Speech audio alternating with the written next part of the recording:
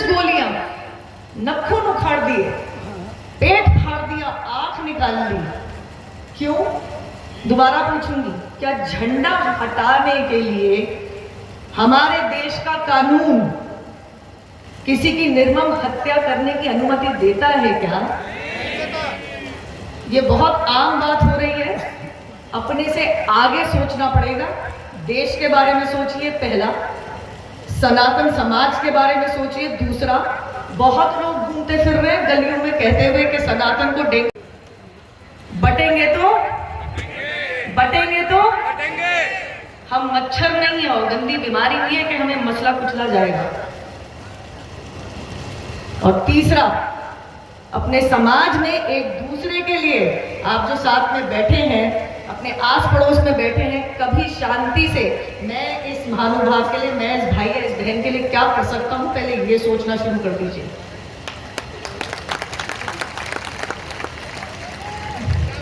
मेरा कष्ट इस देश से, इस समाज से, हमारे धर्म से बड़ा नहीं है।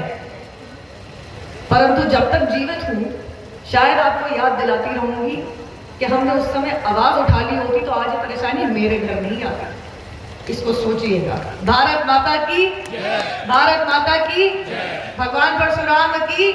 भगवान का जयकारा कर लीजिए, किसी और का नहीं करवा रही हूं। माँ पिताजी की हम अपमान नहीं सहन करते तो फिर भी भगवान है। भगवान परशुराम की, बांके बिहारी लाल की, नमः पार्वती पते हर हर। ब्राह्मण सभा का कार्यक्रम हुआ है, आप पहुंची हैं, क्या कार्यक्रम? देखिए, आज बहुत ही विशाल कार्यक्रम हुआ है और बुलंदशहर में हम लोग हैं और यहाँ एक संदेश दिया गया है कि एकता, समाज में एकता रहे, सिर्फ जातीय नहीं, पूरे समाज में एकता रहे और भारत को आगे विकसित भारत बनाने का एक संदेश जो एक समाज के द्वारा पूरे देश में दिया गया है।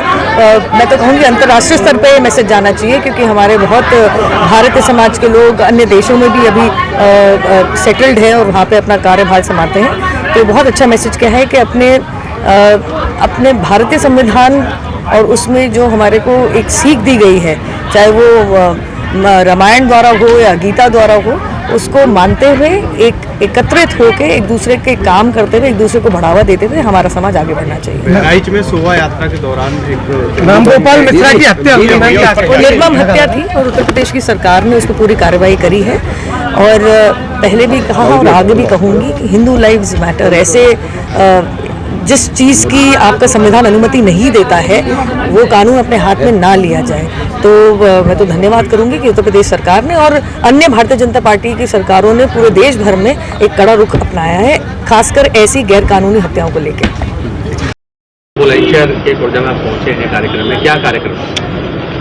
यहाँ विप्र एकता सम्मेलन किया गया था और विप्र एकता सम्मेलन का मकसद यही था कि जो ब्राह्मणों में अनेक प्रकार की संस्थाएं हैं, सबको एक होना चाहिए और एक होकर समाज को जागरूक करने का प्रयास करना चाहिए। उसी दिशा में यहाँ चर्चाएं भी हुई हैं। ब्राह्मण हमेशा समाज के सभी वर्गों को साथ में लेकर आगे बढ़ता रहा है, राष्ट्र के प्रति समर्पित होकर काम करते रहा है और इस समय जो भी शक्तियाँ समाज को गुमराह करने की साजिश कर रही हैं, उनके प्रति लोगों को जागरूक करें, ये अपेक्षा की गई है।